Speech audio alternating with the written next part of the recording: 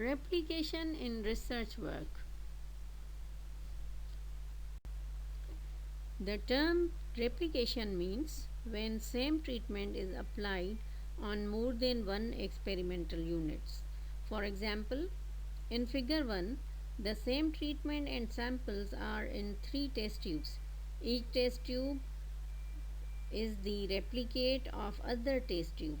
In figure 2 also, same type of plants are grown in same conditions, so each one is the replicate of other plant.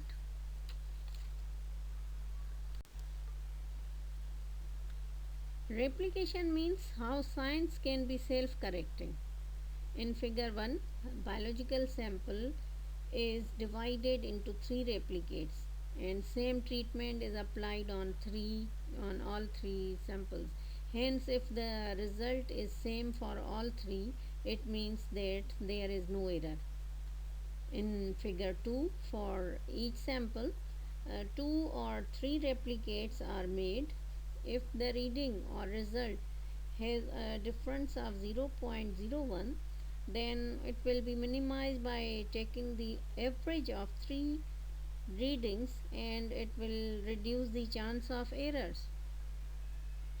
In figure 3, 5 replicates are taken, same sample and same treatment is applied. Hence, the results of all 5 tubes should be same, but if the result shows variation, it means some errors are there in your handling or pipetting or any other thing. So, to remove errors, experiment will be repeated with careful handling procedures until the accurate results come. Replication in plants can also be done, as in these figures the batch of one species of plant is grown, another plant species and another.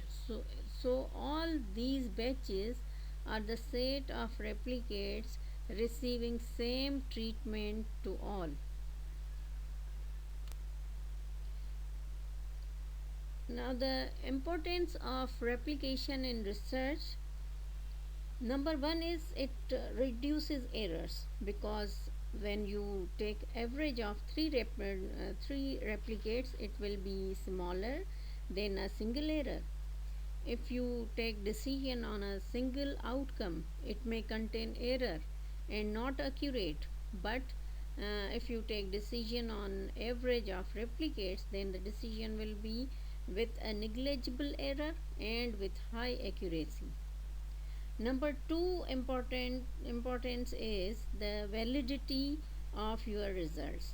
The error in your findings or results may be minimized by replications, uh, and you can also randomize the sampling to get validated results.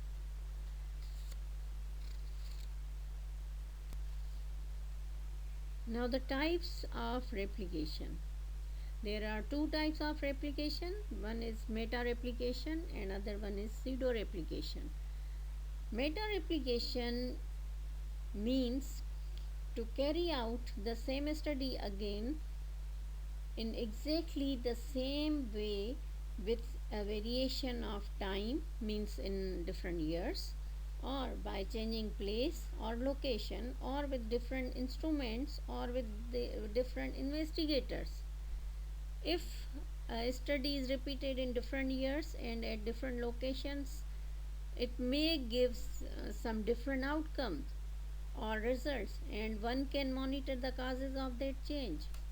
Replication with different methodologies may produce or reassure that the method is validated, and same results are the proof that a study has no bias and instruments are working properly.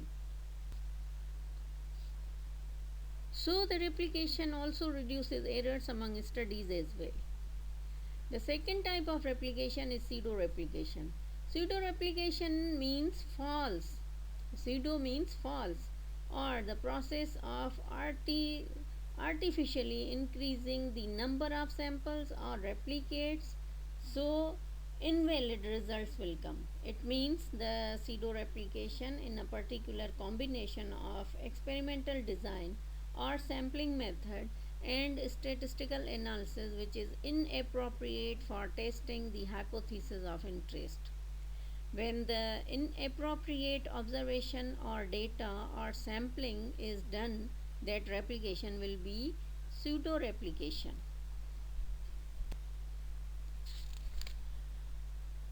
Now, for example, for the effect of eye color, the investigator collected 20 hair samples from one blue eyed person and 20 from only one black eyed person and 20 hair samples from only one green eyed person. Now the replicates are of the three persons only. The information or data gathered from those 60 samples will be of only three persons.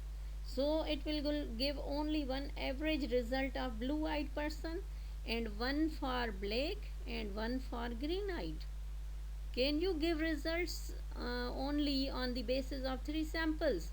No, certainly not. So, it is a pseudo replication.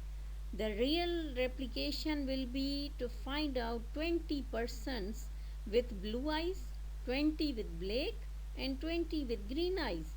Then you will have variety of persons and can come to conclusion by comparing 60 samples of different people.